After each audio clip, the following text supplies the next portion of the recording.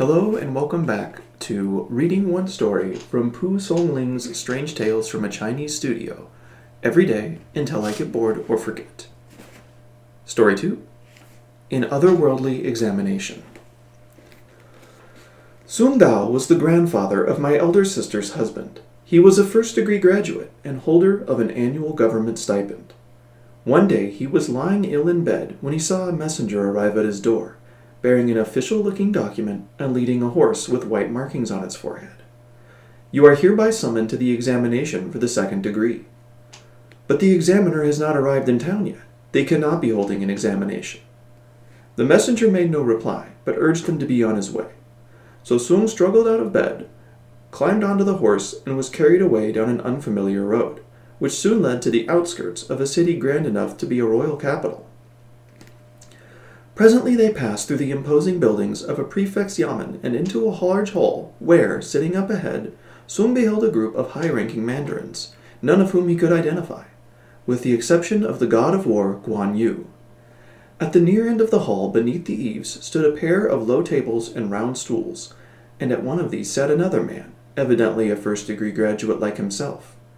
Sung sat down at the other table, where brush and paper had been laid ready, and presently a strip of paper with the title of a formal essay topic came fluttering down from the blue and alighted in front of him. Sung read the wording of the question: 1 man, 2 men, with intent, without intent. The 2 candidates proceeded to write their essays and, when they were completed, handed them in at the dais. Sung's essay read in part: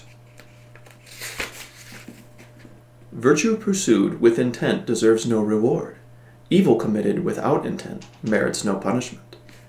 The pantheon of examiners passed his script along, and all of them praised it highly.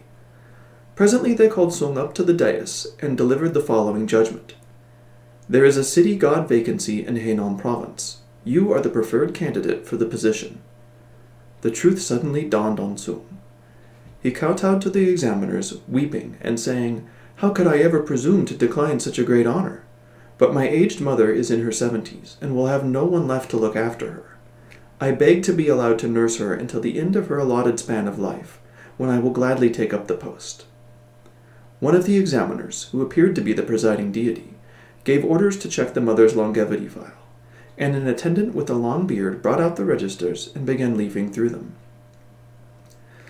The lady in question has 9 years left on the Yang plane, he reported. The committee of deities was still debating the issue when the god of war made a proposal. Why do we not appoint the other candidate, Mr. Zhong, to the post in an acting capacity for a period of 9 years, after which time candidate Sung can take up his plenary appointment? This being agreed upon, he informed Sung of the committee's decision in the following terms. In the normal course of events, you should proceed straight to this post. In view, however, of your laudable feelings of benevolence and filial piety, we are approving a sabbatical leave of 9 years. When that time has expired, you will be summoned again before this board. He ended by giving the other candidate a few well-chosen words of advice, whereupon both men bowed and withdrew from the hall. Zhong took Sung companionably by the hand and accompanied him to the outskirts of the town, where he explained that he was from the town of Chongshong, and presented Sung with a poem of farewell, the words of which have been lost, save for a couplet. With wine and flowers the spring is ever present. With neither candle nor lamp the night is still bright. Sung mounted his horse and went on his way. When he reached his village, he awoke as if from a dream to discover that he had been lying dead 3 whole days. His mother heard a groan emanating from within the coffin and immediately gave orders for her son's body to be lifted out of it. Half a day later, he had recovered sufficiently to be able to speak, and when he made inquiries in nearby Chongshong, he learned that a Mr. Zhong of the town had indeed breathed his last on the very same day as himself. 9 years later, Sung's mother passed away, as had been foretold. When her funeral rites were concluded, her son performed his ablutions, retired to his chamber, lay down, and died. His wife's parents lived within the west gate of the town, and at the moment of his death they saw him approaching their house, escorted by a large retinue and riding a richly caparisoned horse. He came walking into their main hall, made them a formal bow of farewell, and went on his way.